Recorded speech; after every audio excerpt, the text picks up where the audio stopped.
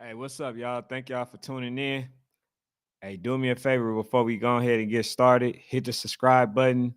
Y'all know that's how every channel grow that y'all want to support. If not, man, I just appreciate y'all being in here. But I almost didn't do it, man. Today was a long day, so I'm just now able to get to the Kalen Clark game versus the LA Sparks. The team, I believe that they beat initially, turned around and returned the favor. So we got Derek Hamby, Kia Nurse versus Elisa Boston and Kalen Clark. So Kalen Clark ended up scoring a career high, being that it's going to be a lot of career highs due to the fact that she's a rookie. So we're going to see a lot of career highs for Caitlin Clark. Now, some of my takeaways, I believe that she did a good job. She did exactly what I said that she should do. Right, a lot of times be off the ball, and when she's off the ball, she can run around and find ways to get pick set for her and find her spot instead of trying to bring the ball up as a point guard and have people basically play her at the half court, and then she have to work super hard in order to try to get a open shot. So a lot of times she actually played off the ball, which made it a lot harder for the players to guard. And I'm glad that the coach made that adjustment, because this is exactly what I see. If they want her to have, some stellar games and to be able to score, they have to do that. They have to do that, because if they don't, it's going to be hard. She's going to have to exert a lot of energy. And I'm gonna be honest with y'all. I'm gonna tell you how beneficial it was in general. First of all, when she played defense, she got 3 blocks. You know what I'm saying? When you had the energy, you can actually make those type of plays. So I think all overall, she had a pretty decent game. Now, still got to minimize the turnovers. She had 7 turnovers. I would see. I'll believe that it would be hard for anybody to win, especially if you got like 7 turnovers. You know what I'm saying? She might be the league leader in probably turnovers played. I mean, made by any player. You know what I'm saying? But she got to correct that. She got to correct that. But it didn't come without resistance for somebody like Derica Hamby and then Kia Nurse. These two young ladies showed that they belong as well. They had a pretty decent game. They did what they were supposed to. That's how they was able to edge out a 6-point game versus a really good team. You know what I'm saying? Um, I'll say that far as for the Sparks, they have to get more contribution amongst their players as well. Because if they continue to play like that, I don't see them doing much of anything. You know what I'm saying? Derica Hamby, just to read her stats, you know what I'm saying? She has 17 points, 5 assists, and 10 rebounds. So she damn near averaged a double-double. And she's one of my players that I have in my top in my top 10. Far as superstars, she should be considered a superstar. Although Kia Nurse actually outscored her, and I want to say in the points area, but you got to look at everything that matters. Assists and rebounds also matters. So I'll give her some credit for it. You know what I'm saying, Kia Nurse, but we definitely know Derica Hamby is the most consistent one, and she's one of the better centers. Now, I'm not gonna give her better than Asia Wilson, but she's one of the better centers, right? But they also got some contribution from Ari McDonald, who also scored 21 points and 4 assists. So they got some contribution, but I'll say most of the points came from outside for the Indiana Fevers, which they did a terrible job at guarding the outside to keep Caitlin Clark at bay and to keep her out of rhythm.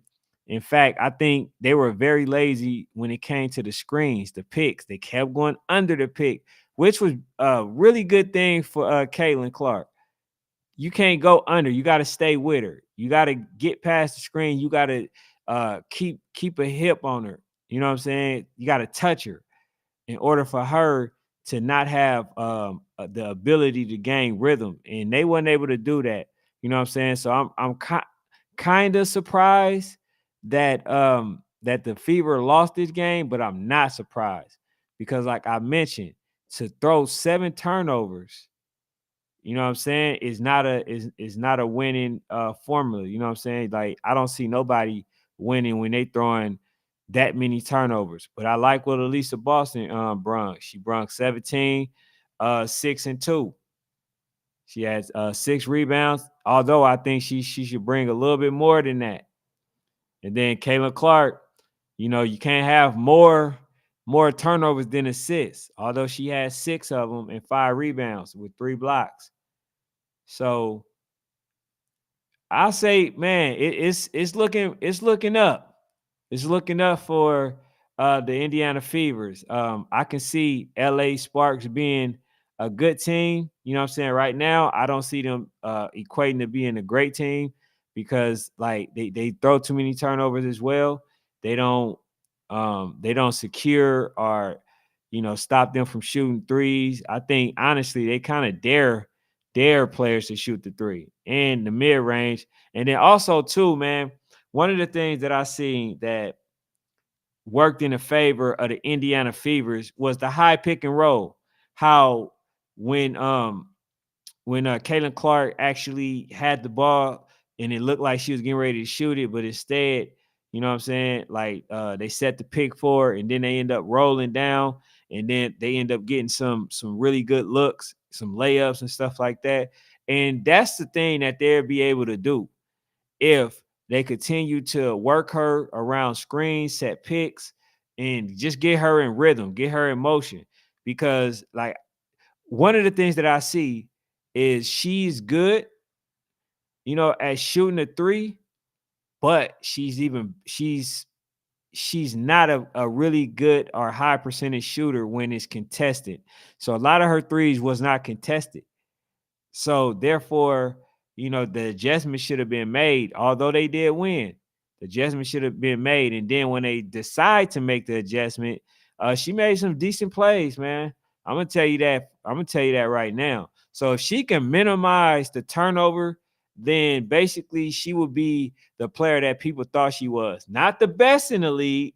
I don't think she'd be able to do that long as somebody like Asia Wilson is in the league, long as somebody like I ain't gonna say Derica Hampy, although I do have her in the top 10.